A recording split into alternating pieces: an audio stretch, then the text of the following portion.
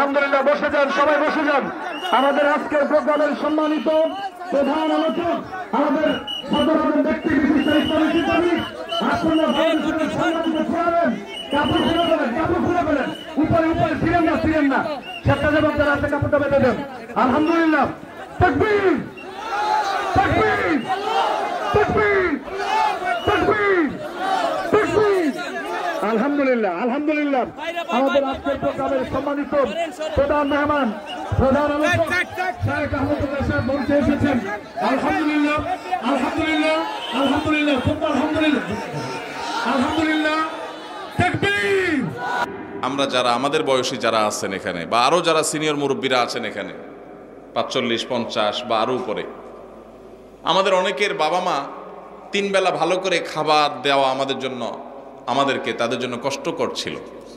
কিন্তু এরপরেও আমরা বাবা মার প্রতি এতটা অনুগত, বাবা মাকে আমরা অনেক ফিল করি, অনেক মিস করি, বেঁচে থাকলেও ফিল করি, আর মরে গেলে আরো বেশি মিস করি, ফিল করি।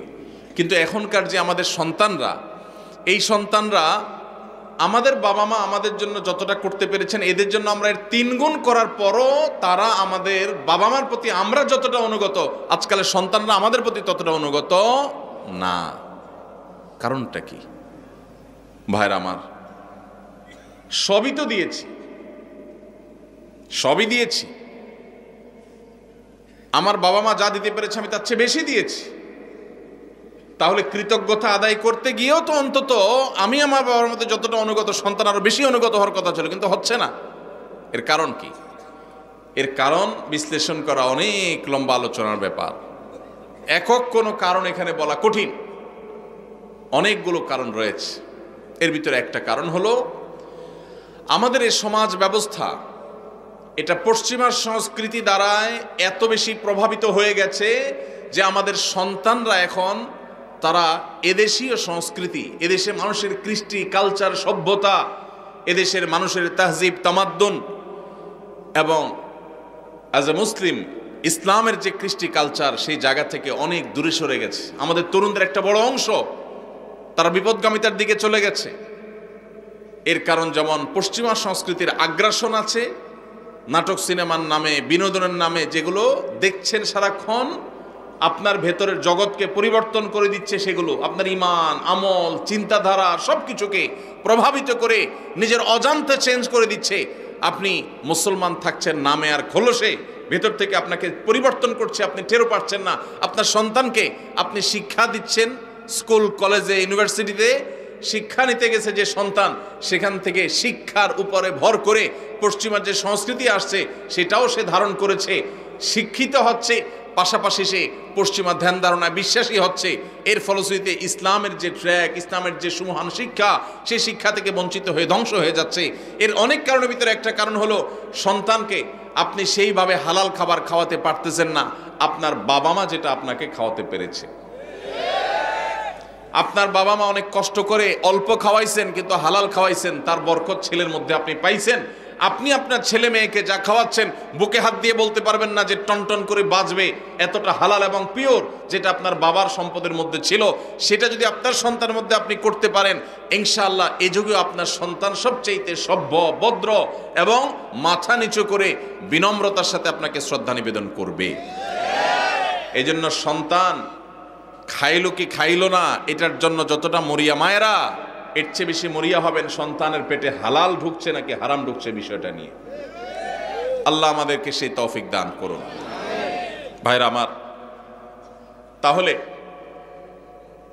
আমরা শাবানের নফল রোজার কথা বলছিলাম। এই নফল রোজাগুলো আমরা বেশি বেশি করে নিজেরা রাখবো, অন্যদেরকে রাখতে উৎসাহিত করব, অন্যদের মধ্যে প্রচার করব, জানাজানি করব। আগামী বছর আমাদের কাছে বলার দরকার নাই আমি হয়তো মাহফিল আগামী বছর আসবো না, বাঁচবো না, হয়তো মাহফিল আদৌ হইল না, কিন্তু আল্লাহর কাছে যেন এটা বলার মতো থাকে। এই মাহফিল থেকে যাওয়ার সময় নিয়ত করে যাবো ইনশাল্লাহ আমলটা করব। ঠিক আছে না ইনশাল্লাহ? আল্লাহ আমাদের সবাইকে আমলের তৌফিক দান করুন। তো এই যে মা বাবার সন্তানের কথাটা যেখান থেকে আসলো, সেটা হলো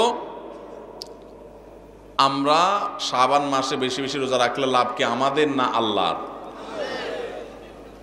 আল্লাহ কোরআনে বারবার আমাদের নেক আমল করতে বলছেন, নবীরা বারবার আমাদেরকে সতর্ক করছেন। এটা দেখে কোনো জাহেল মানুষের মনে চিন্তা আসতে পারে যে ব্যাপার কি, আমরা আমল না করলে আল্লাহর কি। ভাইরা আমার, এটা হলো শিশু সুলভ চিন্তা।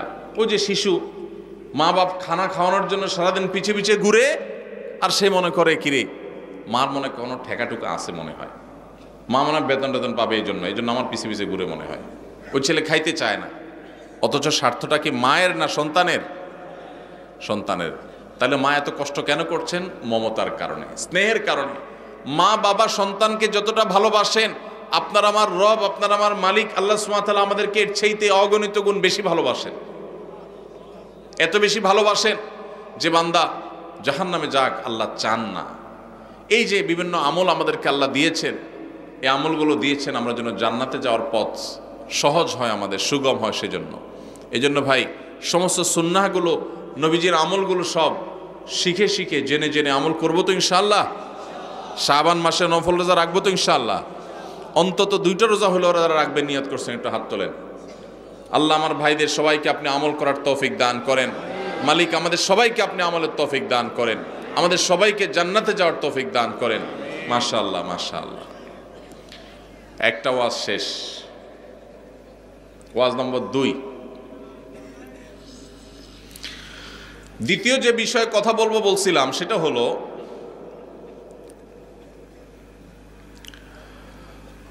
আল্লাহ রাব্বুল আলামিন আমাদের জন্য যে সমস্ত বিষয়গুলোকে ফরজ করেছেন, ফরজ, এর মধ্যে একটা হলো আমাদের মৃত্যুর পর আমাদের সম্পদে আমাদের রক্ত সম্পর্কীয় আত্মীয়দেরকে এক একজনকে এক এক হিস্সা বা অংশ আল্লাহ তাআলা নির্ধারণ করে দিয়েছেন কোরআনে। জানেন তো আপনারা কোন সূরায় করেছেন? সূরা নিসা। কোরআনের সবচেয়ে বড় আয়াত, সবচেয়ে দীর্ঘ আয়াত। আল্লাহ রাব্বুল আলামিন যে বিষয় বলতে গিয়ে নন স্টপ বলে তারপরে দাড়ি দিয়েছেন, অনেক দূরে গিয়ে পুরো বিষয় বলে শেষ করে তারপর দাড়ি দিয়েছেন, সেই সবচেয়ে দীর্ঘ আয়াত কোরআনে যে বিষয়টার উপরে, সে বিষয়টা কিন্তু নামাজের বিষয় না, সেটা রোজার বিষয় না, সেটা যাকাতের বিষয়ও না। সেটা কোন বিষয়? পরিত্যক্ত সম্পত্তির বন্টনের বিষয়।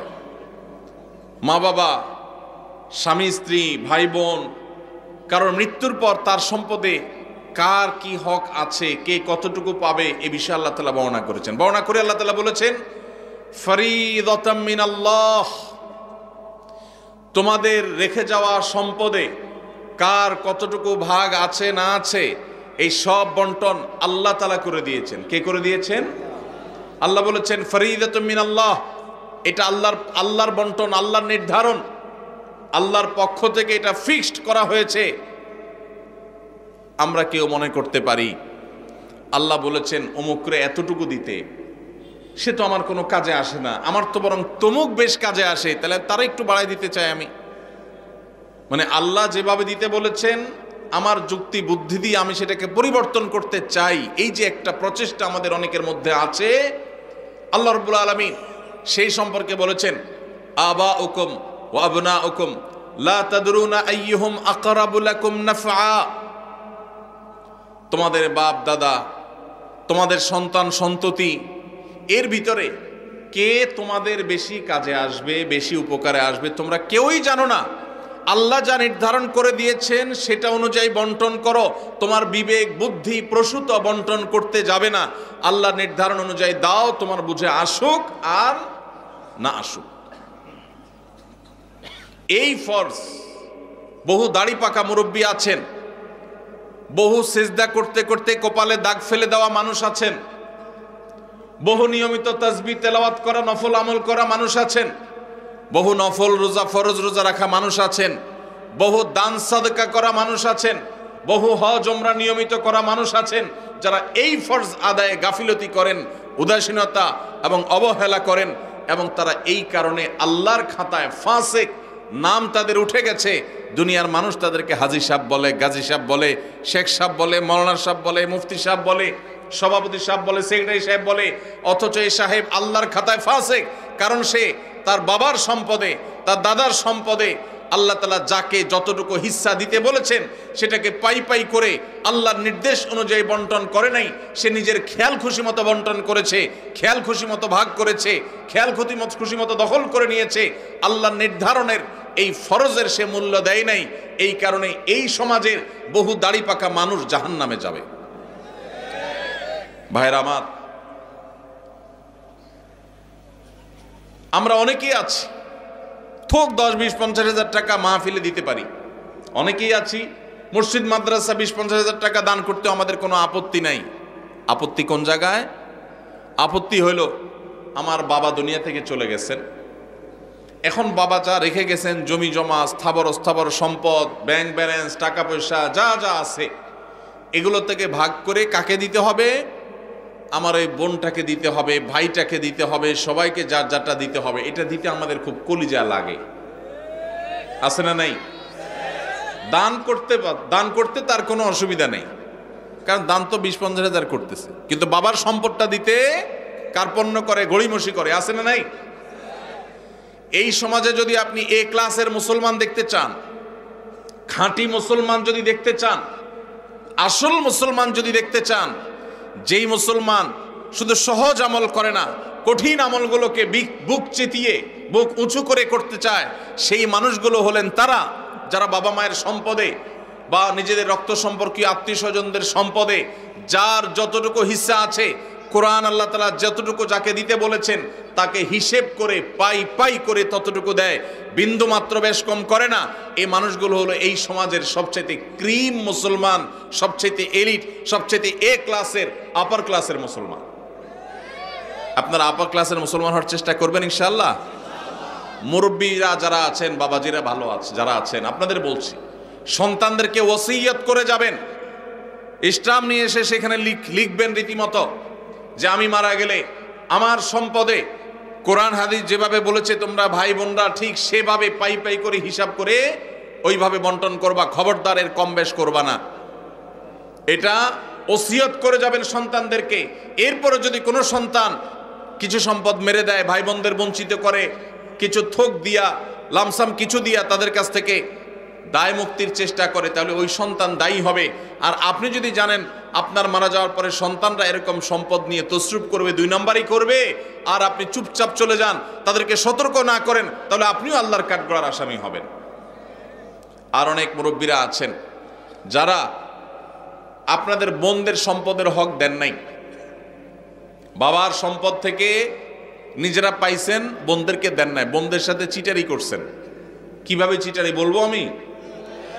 বাবার মৃত্যুর পর বোনরে দাওয়াত দিচ্ছেন, ভাগিনাদেরকে দাওয়াত দিচ্ছেন, দুলাভাইরে দাওয়াত দিচ্ছেন, আইনা ধুমসে একটা খাওন দিছেন, খাওয়ায়া নতুন নতুন বাজার থেকে শাড়ি টাড়ি আনছেন, আইনা বোনদেরকে শাড়ি, ভাগিনাদের কাপড় চোপড়, দুলাভাইরে লুঙ্গি, যার যা মনে চাইছে দিছেন, ধুমসে খাওয়ায় টাওয়ায় এখন আলাপ উঠাইছেন।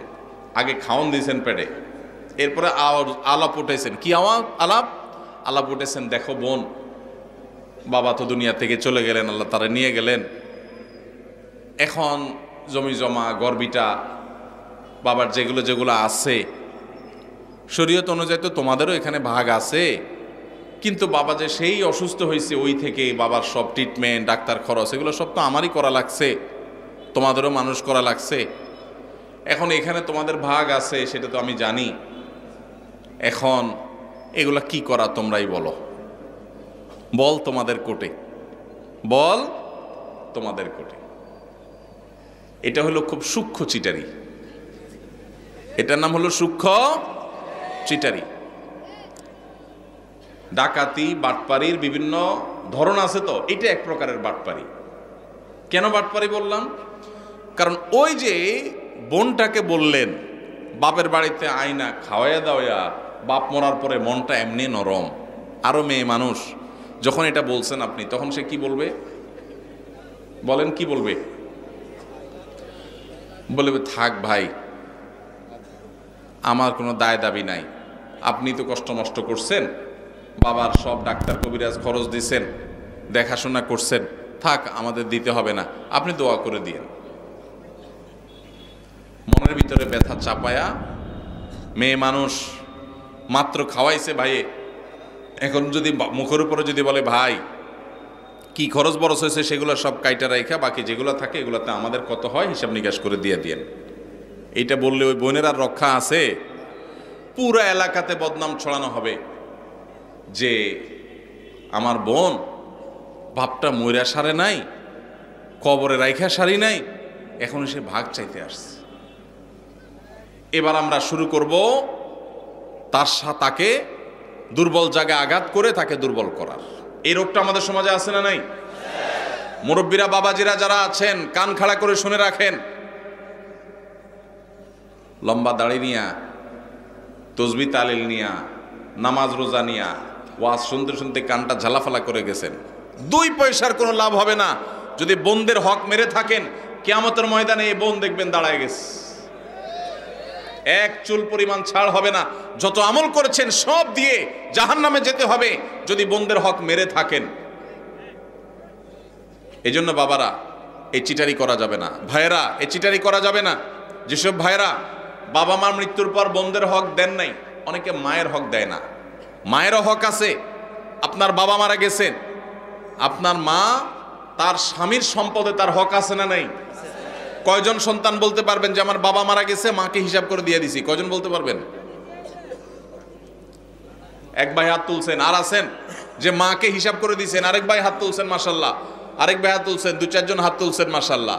বেশিরভাগ মানুষ হাত তোলেন নাই। অনেকের হয়তো বাবা আল্লাহ তাআলা বাঁচায় রাখছেন, আরো বাঁচায় রাখুক, আমরা দোয়া করি। কিন্তু যদি দুনিয়া থেকে চলে যায় তাহলে ওলামা ইকরামের কাছ থেকে মাসআলা জেনে কোরআন যাকে যতটুকু দিয়েছে তাকে ততটুকু দিবেন তো ইনশাআল্লাহ? কারা কারা দিবেন? হাত তোলেন, হাত তোলেন। পাক্কা নিয়ত করে হাত তোলেন, আন্দাজে হাত তুলবেন না। সম্পদের লোভ করব না, বলেন সম্পদের লোভ। আল্লাহর দেওয়া বন্টন অনুযায়ী পাই পাই করে সবাইকে বুঝাই দেব ইনশাআল্লাহ। আল্লাহ আমাদের সব ভাইকে তৌফিক দান করুন। ভাই বরকতের মালিক কে? বরকত দেওয়ার মালিক কে? আল্লাহ। যদি বরকতের মালিক এটা বিশ্বাস করেন তাহলে আপনার বাবার সম্পদে, মায়ের সম্পদে, ভাইয়ের সম্পদে, বোনের সম্পদে, আপনাদের পরস্পরের সম্পদে তার মৃত্যুর পর যার যতটুকু পাওনা আছে আল্লাহ বলছে তাকে 1/3 দাও, আল্লাহ বলছে তাকে 50% দাও, আল্লাহ বলছেন কাকে এতটুকু দাও, আরেকজনকে এতটুকু দাও, যাকে যতটুকু দিতে বলেছেন তাকে ততটুকু যদি দিয়ে যান আপনি ফকির হয়ে যাবেন, অভাবী হয়ে যাবেন, আপনার সব শেষ হয়ে যাবে। এটা কোনো মুসলমানের বিশ্বাস হতে, আল্লাহর নির্দেশ অনুযায়ী যার যতটুকু পাওনা যদি আমি দিয়ে দেই আল্লাহ তাআলা আমাকে বরকত দিবেন না দিবেন না? আর আল্লাহ যখন বরকত দেন তখন অল্পতে অনেক হয়ে যায়, আর আল্লাহ যখন বরকত দেন না তখন পাহাড় পরিমাণ সম্পদ থাকলে মানুষ অভাবী আর ভিখারি থাকে। ভাইরা আমার, আল্লাহ সম্পদও দিয়ে দেয় আবার ক্যান্সারও দিয়ে দেয়, দেয় না? দেয় না? বরকত এবং কল্যাণ ভিন্ন জিনিস। এজন্য যুবক ভাইরা যারা আছেন তাদেরকে বলবো নিয়ত করে নেন, ছোট লোকই করবেন না, নিচু চিন্তা করবেন না। যেসব ভাইরা মনে করেন যে বাবার জন্য আমি তো অনেক খরচ করছি তাহলে আমি সব সম্পদ রেখে দিব, জি না। বাবার জন্য খরচ করা আপনার নৈতিক দায়িত্ব। আপনার যদি টাকা থাকে তার ট্রিটমেন্ট খরচ দাঁড়ানো আপনার দায়িত্ব। এর মানে এই না যে বাবার সম্পদ থেকে আপনি সেটা কাটাকাটি করবেন।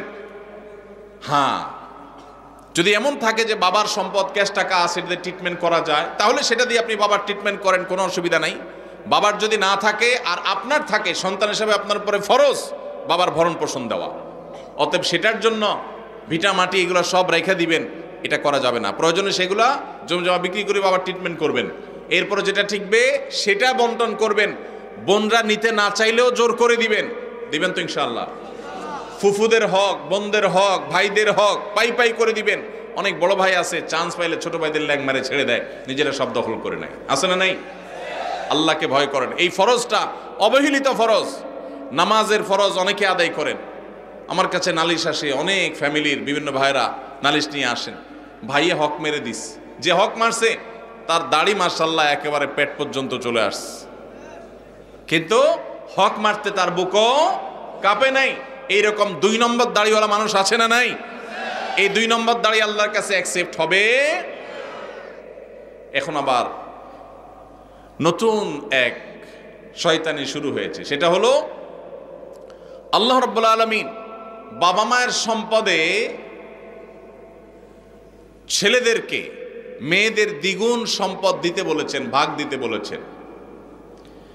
মেয়েরা যদি টোটাল সম্পদের 10 টাকা পায়, একজন মেয়ে, তাহলে একজন ছেলে পায় 20 টাকা। এখন আমাদের দেশে কয়দিন পর পরই কিছু সুশীল আছেন যারা আল্লাহর কোরআনেরও সংশোধন করতে চায়, নাউজুবিল্লাহ। তারা দাবি তোলে যে সমান অধিকার দিতে হবে, এবং সমান অধিকার কথাটা শুনতে বেশ সুন্দরই শোনা যায়, ভালোই লাগে। আমরা অনেকে বিভ্রান্ত হয়ে যাই। তাই তো একই বাবার সন্তান হয়ে মেয়ে যদি 1 আনা পায়, ছেলে কেন 2 আনা পাবে? ছেলেও সন্তান, মেয়েও সন্তান, তাহলে মেয়ে 1 আনা পাবে, ছেলেও 1 আনা পাবে, এমন হওয়া দরকার। মেয়ে 1 আনা পাবে, ছেলে 2 আনা পাবে, এটা কেন?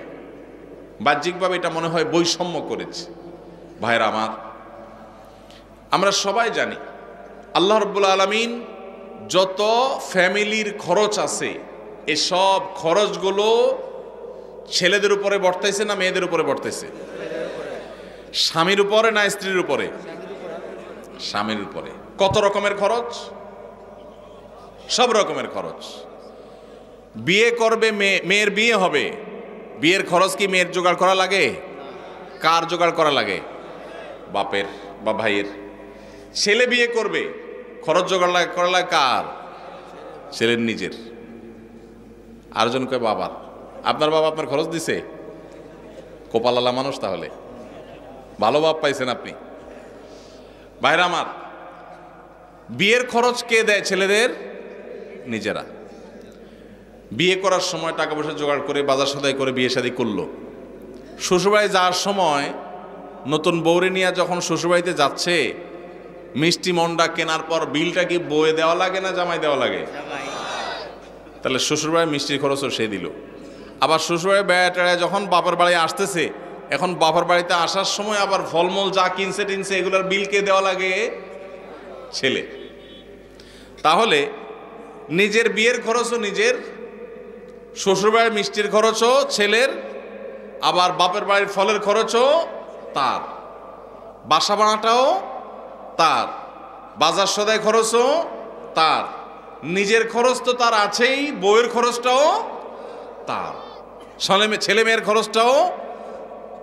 তাহলে খরচের বেলা সে 16 আনা, আর পাওয়ার বেলায় মেয়ের চাইতে 1 আনা বেশি। এটাতে কি ছেলেরকে আল্লাহ তাআলা অনেক বেশি দিয়ে ভাষায় দিয়েছেন, আর মেয়েদেরকে আল্লাহ তাআলা ঠকাইছেন? নাউজুবিল্লাহ, এরকম? তাহলে যে সমস্ত মাথা মোটা মানুষরা মনে করেন মেয়েদের প্রতি বৈষম্য হয়েছে, নাউজুবিল্লাহ, তারা মূলত একটা নির্দিষ্ট এজেন্ডা বাস্তবায়ন করতে চান। তারা এত গবেট না যে এই হিসাব বুঝবে না। খরচের বেলা ছেলে 16 আনা, আপনি একজনকে বাজারে পাঠায় বলছেন নাও 10 টাকা দিলাম, এটা আনবা ওইটা আনবা ওইটা আনবা, 4-5টা আইটেম বলে দিলেন, দিয়া বললেন 10 টাকা দিলাম। আরেকজনকে 5 টাকা দিয়ে বললেন তোমার কিছু আনা লাগবে না, যা খুশি করো, নিজে খাও, ফুর্তি করো। কি বলেন? 10 টাকা আলাকে বেশি দিছে না 5 টাকা আলাকে বেশি দিছে? এখন যদি বলে ভাই কেন বৈষম্য করলেন, আমাকে 5 টাকা দিলেন, ওনারে 10 টাকা দিলেন, সমান সমান দেয়া দরকার, এই দাবি কি যৌক্তিক না অযৌক্তিক?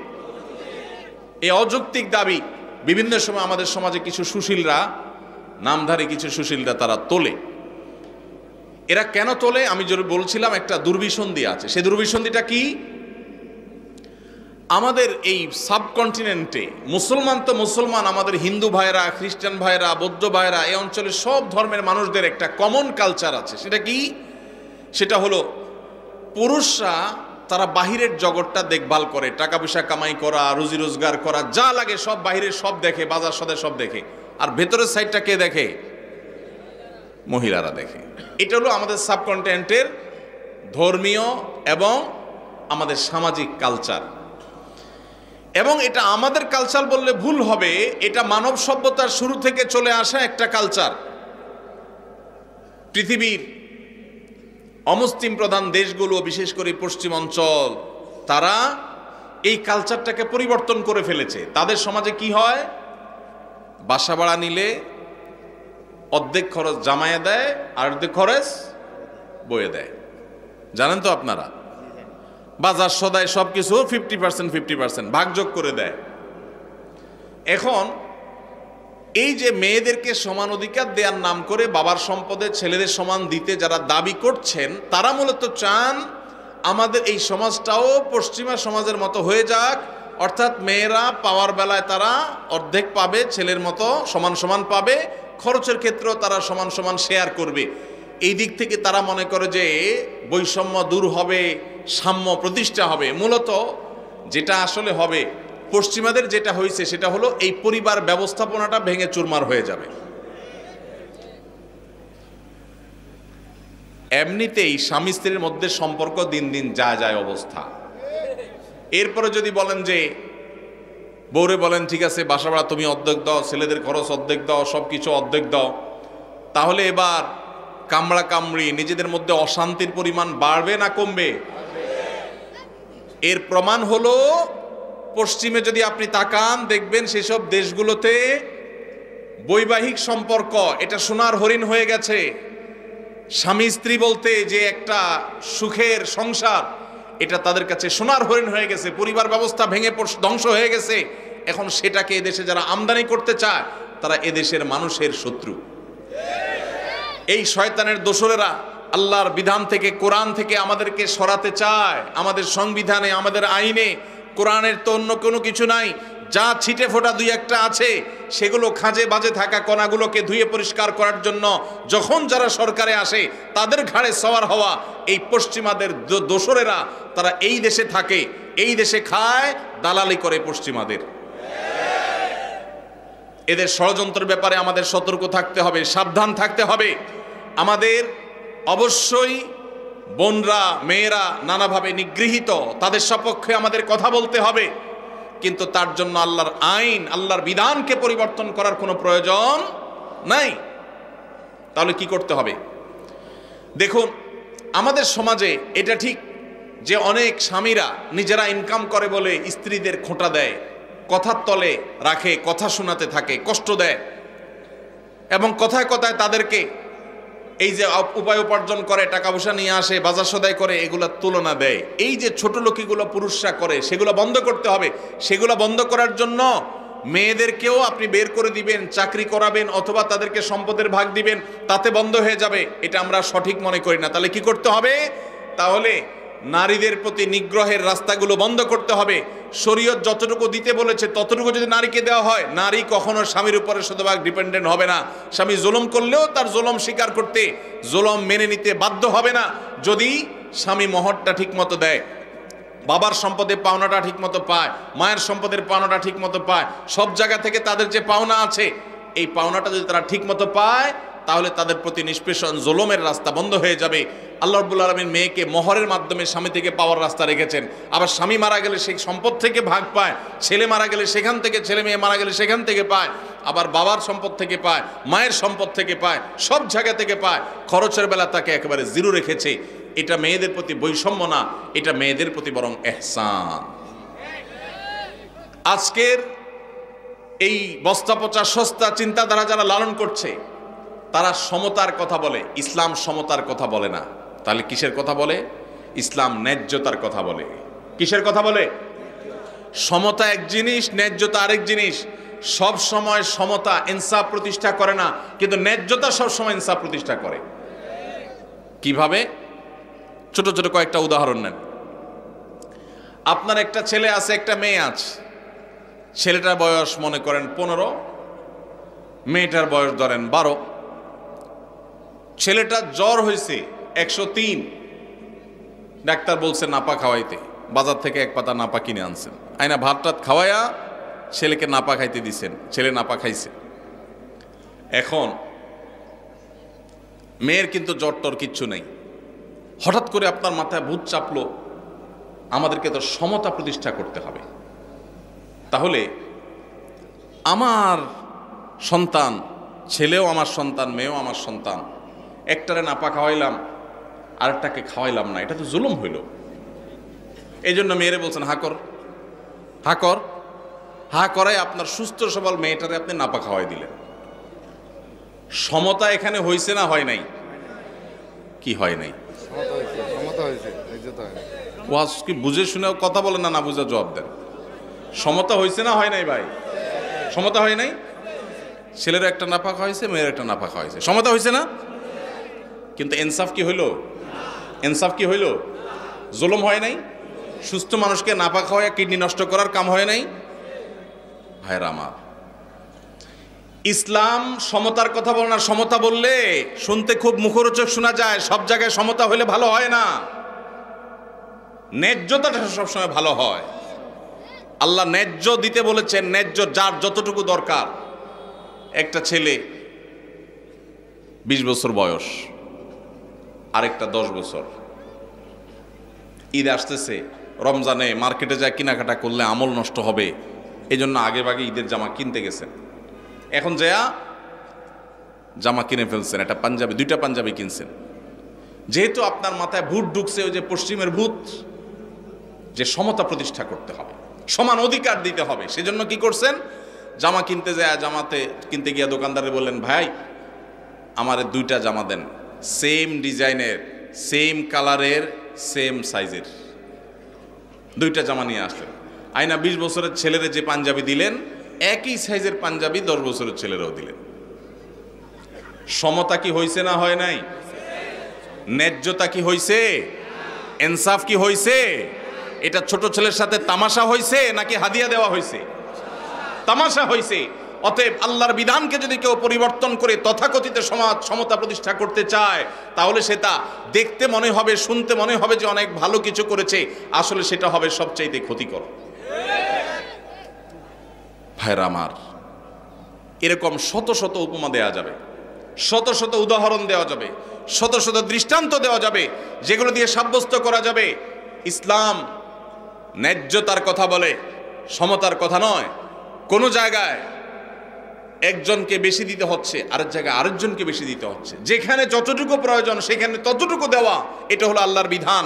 আর মন গড়া তথাকথিত সমতা, এটা হলো মুখরোচক, শুনতে সুন্দর শোনা যায়, ভালো শোনা যায়, কিন্তু সেটা বাস্তবতা বিবর্জিত।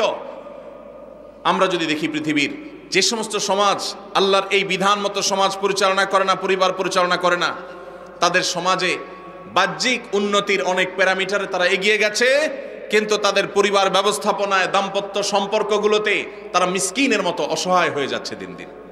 কোনো বিশ্বাস নাই, কোনো ভক্তি নাই, ভালোবাসা নাই, পরস্পরের কোনো প্রকার আন্তরিকতা নাই। আল্লাহ তাআলা আমাদের সবাইকে আল্লাহর এই গুরুত্বপূর্ণ ফরজ বিধান, কারণ মৃত্যুর পর তার সম্পদে আল্লাহ কোরআনে যাকে যতটুকু দিতে বলেছেন, আল্লাহ আমাদের সবাইকে তাকে ততটুকু দেওয়ার তৌফিক দান করুন। এর জন্য মানসিক সৎসাহস লাগে, সৎসাহস লাগে। এই দেশে মেয়েদেরকে আল্লাহ যতটুকু দিতে বলেছেন, যদি সব ভাইয়েরা বোনদেরকে দিয়ে দেয়, বাবারা মেয়েদেরকে দিয়ে দেয়, সন্তানরা মায়েদেরকে দিয়ে দেয়, স্বামীরা স্ত্রীদেরকে যদি ততটুকু দিয়ে দেয়, তাহলে মেয়েরা এমনিতেই রানীর মতো সিংহাসনে ভাসবে, মেয়েদের কোনো অভাব থাকবে না, কোনো স্বামী টাকার খোঁটা তাদেরকে দিতে পারবে না। আপনি নিজে বোনের হক দেন নাই, স্বামীর সংসারে তার মুখটা ছোট। আপনি নিজে আপনার মেয়েকে বিয়ে দিয়েছেন, অনেক টাকা খরচ হয়েছে, এই খোঁটা দিয়া সম্পদ থেকে তাকে বঞ্চিত করে দিয়েছেন, সে স্বামীর সংসারে ছোট। সব জায়গা থেকে যদি তার অধিকারগুলো সব দেওয়া হয়, তাহলে সেই সংসারে সে ছোট থাকবে না, তার হাতেও ক্যাশ টাকা থাকবে ইনশাআল্লাহ। অতএব এই ফরজটা আমরা সবাই আদায় করবো তো ইনশাআল্লাহ।